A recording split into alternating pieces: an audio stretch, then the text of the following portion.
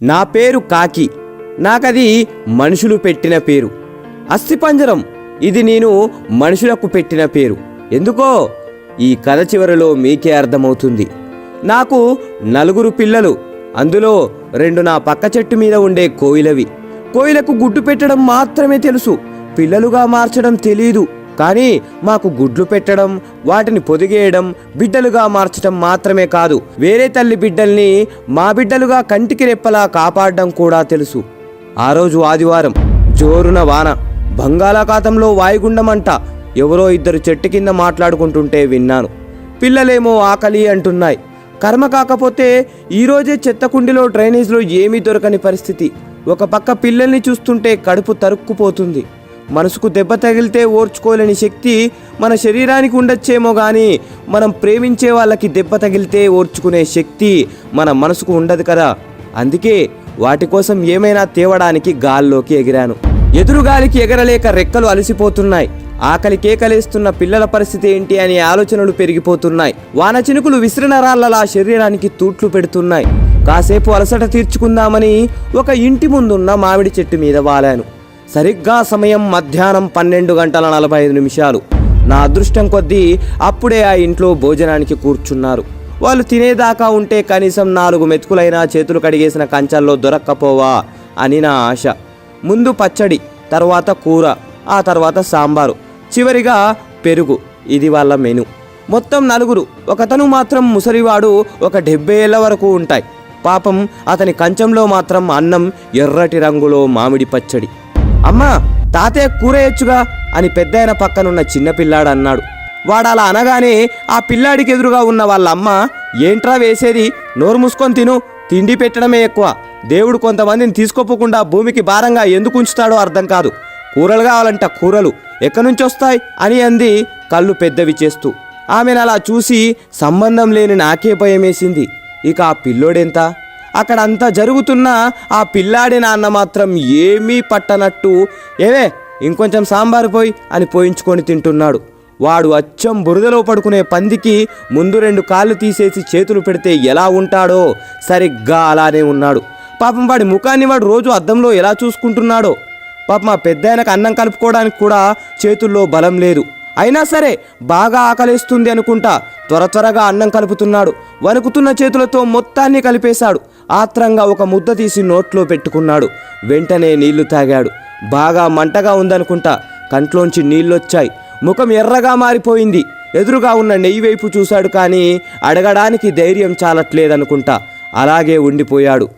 అయ్యో ఎంత దారుణం! పాపం పెద్దాయన. వాళ్ళు తినడం అయిపోయింది. అందరూ లేచారు. ఆ పెద్దాయన కూడా చెంబులో నీళ్లు మొత్తం తాగేసి లేచి బయటకు వచ్చి చుట్టూ చూశాడు. అప్పుడు ఆయనకు నేను కనబడ్డాను. నా దగ్గరికి వచ్చి నా ముందు ఆ అన్నం పడేశాడు. ఒక్క క్షణం నా కంట్లో నీళ్లు తిరిగాయి.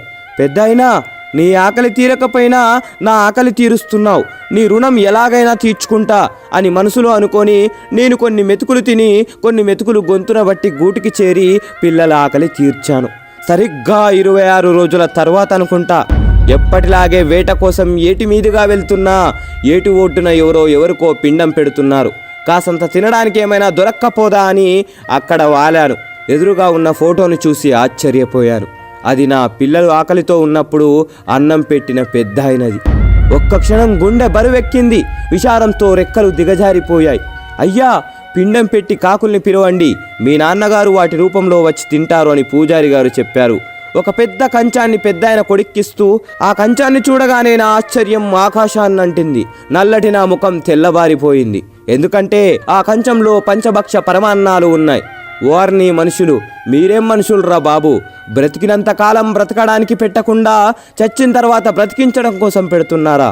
పోవడం కోసం కోరికలు కోరుకొని కాకి రూపంలో రావడానికి పూజలు చేస్తున్నారా? బ్రతికినంత కాలం రాబందుల్లా పిక్కు తిని విసిరేసింది తినడానికి కాకుల్ని పిలుస్తున్నారా?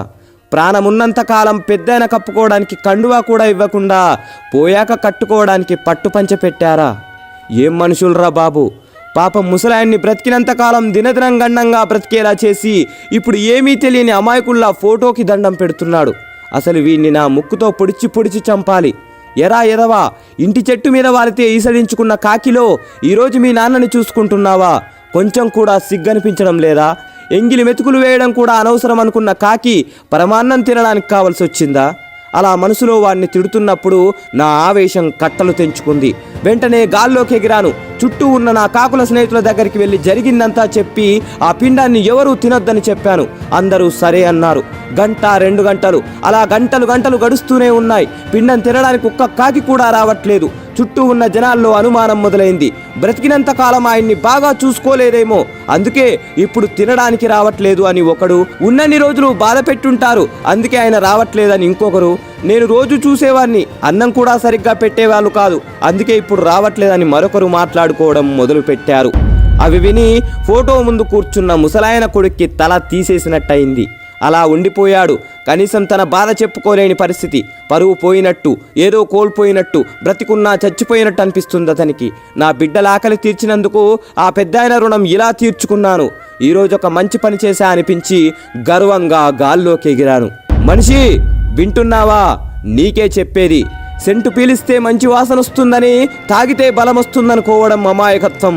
అలాగే డబ్బు అవసరం తీర్చే వస్తువులను ఇచ్చిందని ప్రేమించే మనిషిని కూడా ఇస్తుందనుకోవడం మూర్ఖత్వం.